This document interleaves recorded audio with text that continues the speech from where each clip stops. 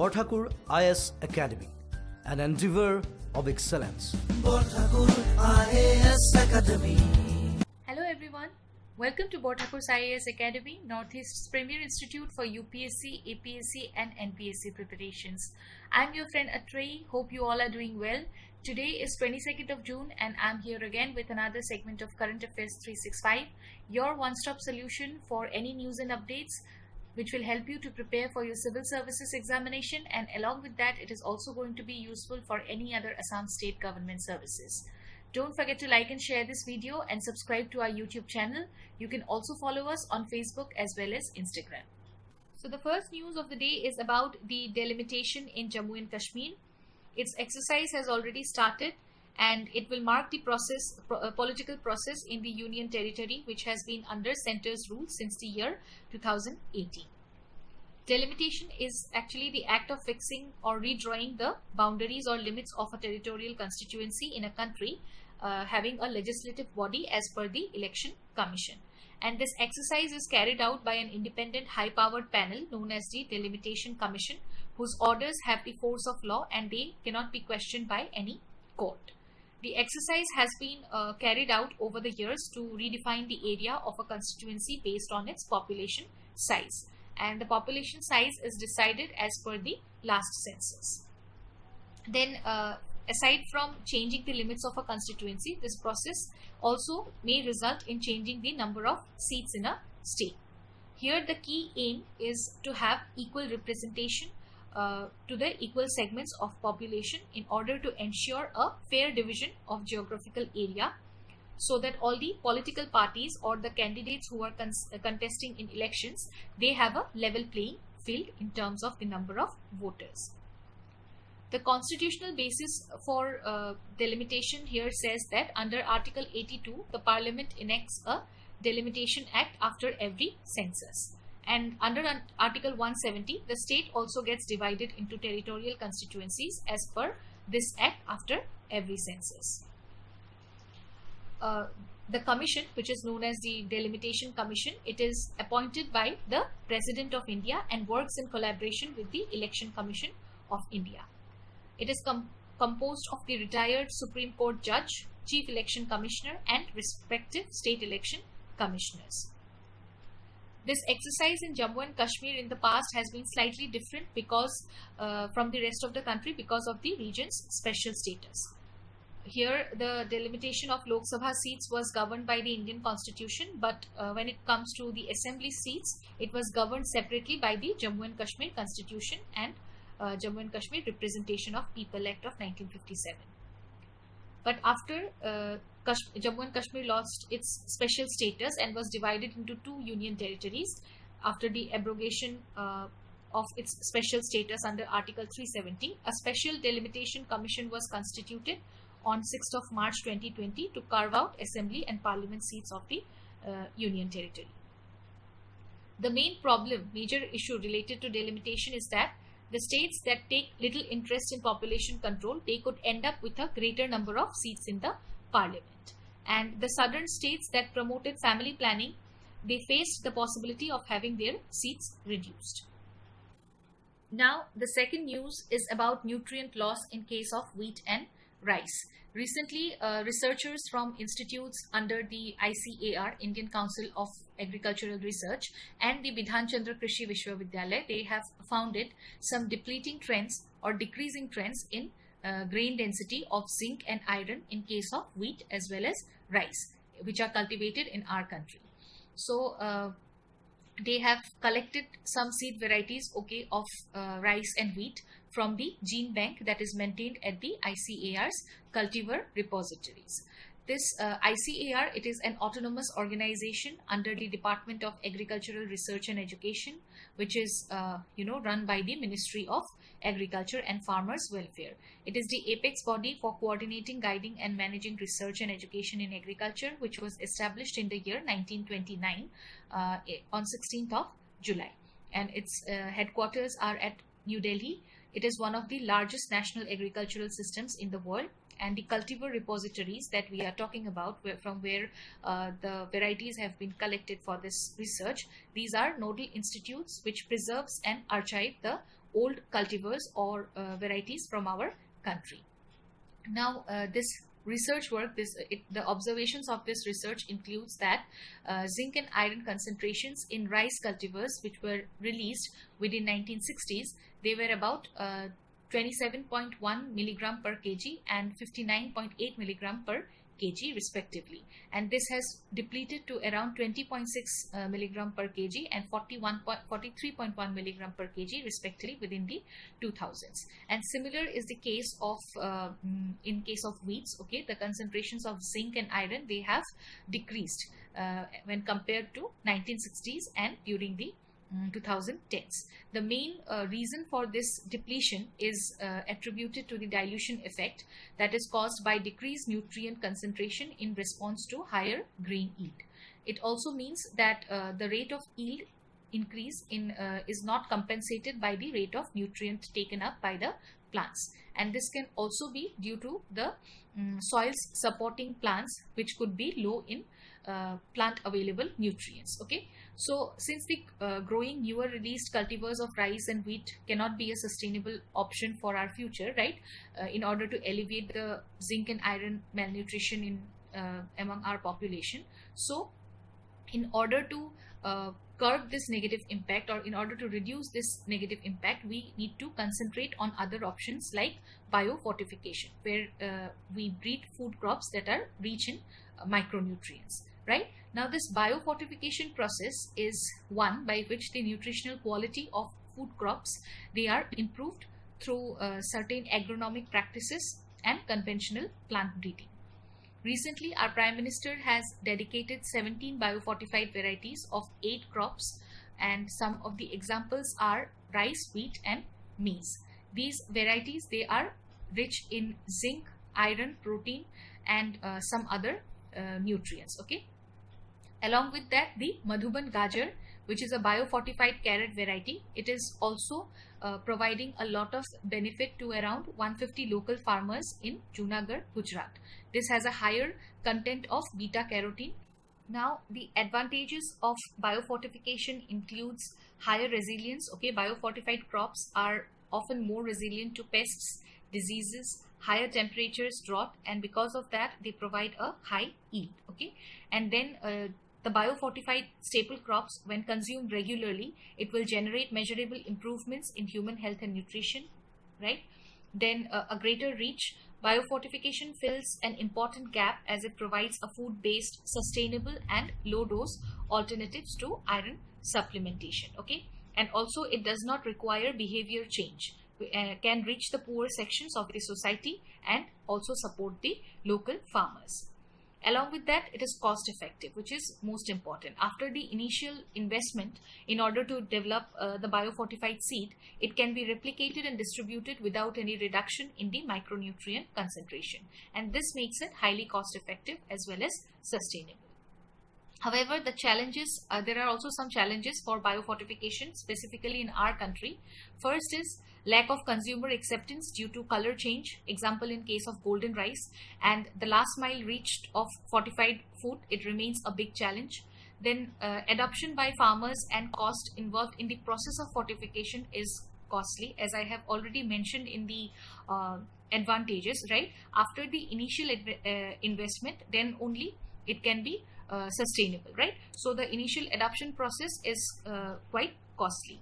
Then the biofortification process is comparatively slower, though this can be done using non-genetically modified methods, but it is slower than the genetic modification varieties. And because of the prevalence of diverse food practices in our country, biofortification will need to achieve high rates of adoption and consumption in the geographically distinct areas. Then only it will be possible to gain benefits from this process, right? Then strategies for delivery of biofortified crops, it must be tailored to the local context for each crop nutrient pair. And the lack of nutrition is not only a denial of fundamental human rights, but it is also poor economics, right? So biofortification is a partial solution. It must go hand in hand with efforts to reduce poverty, food insecurity, diseases, then poor sanitation, social and gender inequality. All these things must also be checked. The next news is about the recent North Atlantic Treaty Organization's summit, where for the first time they have explicitly described China as a security threat. Okay. Now, coming to this organization, NATO, it was established by the North Atlantic Treaty in the year 1949 on 4th of April. It is headquartered at Brussels, Belgium, and it was established by the United States, Canada, and several other Western European nations to provide collective security against the USSR. Because North Atlantic Treaty Organization, they identified Russia and terrorism as other two threats. Okay. Now, coming to the political and military alliance here, its primary goal is the collective defense of all the members and maintenance of a democratic peace in the North Atlantic area. So, NATO has a military and civilian headquarters along with an integrated military command structure, but a very few forces or assets are exclusively its own. Okay.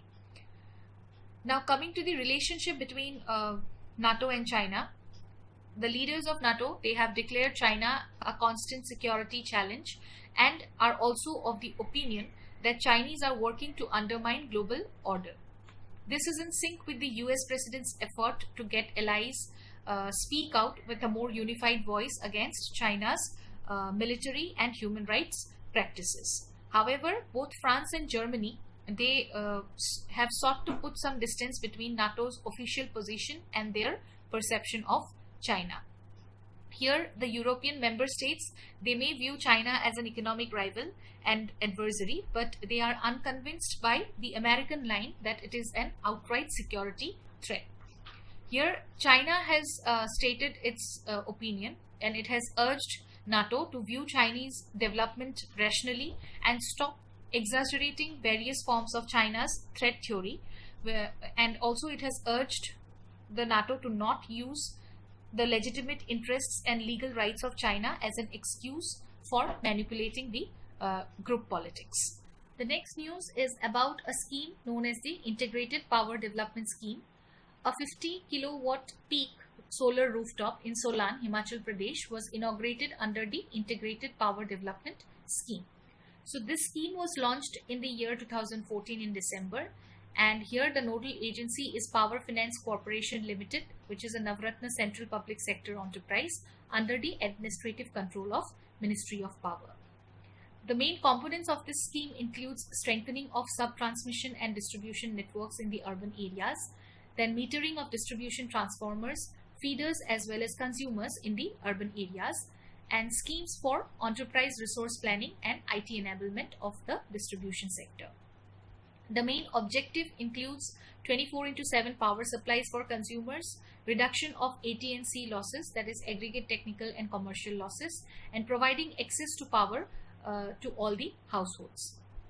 The funding pattern here is like 60% from Government of India grant, and an additional 15% will be provided, which will be linked to the achievements of milestones. India's power sector is one of the most diversified power sector of the world, because here the sources of power generation, it ranges from conventional sources like coal, lignite, natural gas, etc. to viable non-conventional sources like wind, solar and agricultural and domestic wastes. India is also the third largest producer and second largest consumer of electricity in the world. Electricity is a concurrent subject under the 7th schedule of the Constitution. And the Ministry of Power is primarily responsible for development of electrical energy in our country. The government has released its roadmap to achieve 175 gigawatt capacity in renewable energy by the year 2022. It includes 100 gigawatt of solar power and 60 gigawatt of wind power. And along with that, the government is also preparing a rent-a-roof policy which will support its target of generating 40 gigawatts of power through solar rooftop projects by the year 2022. Some other related government initiatives includes the Pradhan Mantri Sahaj Bijli Har Ghar Yojana. It ensures electrification of all willing households in the country in rural as well as urban areas. Then we have the Deen Dayal Upadhyay Gram Jyoti Yojana and the Garv app, the Gramin Vidyutikaran app.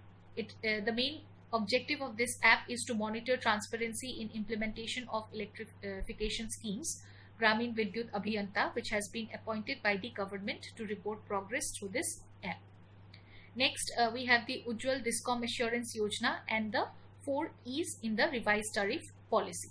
These 4 E's include electricity for all, efficiency to ensure affordable tariffs, environment for a sustainable future, and ease of doing business to attract investments and ensure viability. So the next news is about Land for Life Award by the United Nations. Shyam Sundar Gyani, a Rajasthan-based climate activist, he has been awarded this prestigious Land for Life Award for his environment conservation concept, familial forestry.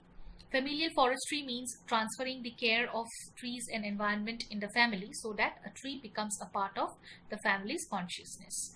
This award was announced on 17th of June 2021, which is the World Day to Combat Desertification and Drought.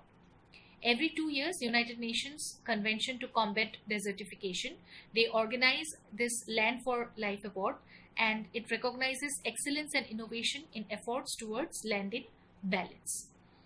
The past editions, they have shed some light on inspiring initiatives of recovery and restoration of the degraded landscapes, and they have all made significant contribution towards achieving Sustainable Development Goal number 15, Life on Land.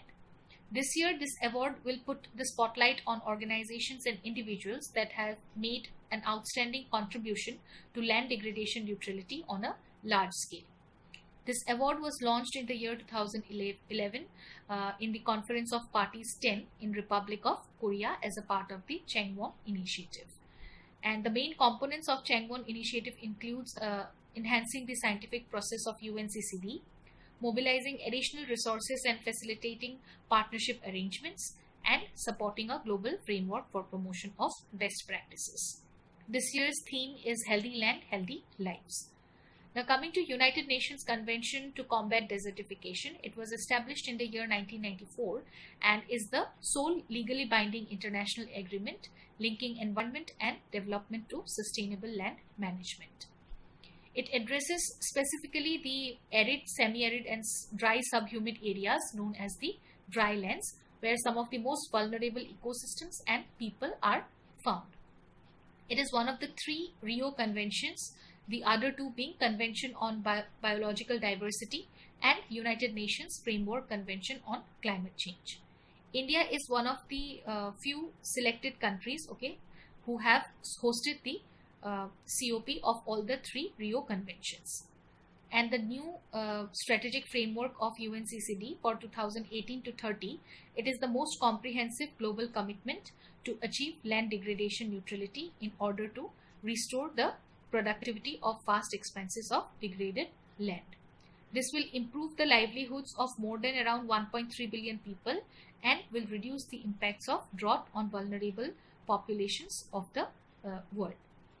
So this was all for today. Thank you so much for watching this video. I hope it helps you all. Don't forget to like and share this video and subscribe to our YouTube channel. I'll see you all again tomorrow with another session of Current Affairs 365 only on Borthakur's IAS Academy, Northeast's premier institute for UPSC, APSC and NPSC preparations. Till then, take care, keep learning. Bye-bye. Borthakur IAS Academy প্ৰস্তুতি আৰু অধ্যয়নৰ নিৰ্ভৰযোগ্য ঠিকনা Borthakur IAS Academy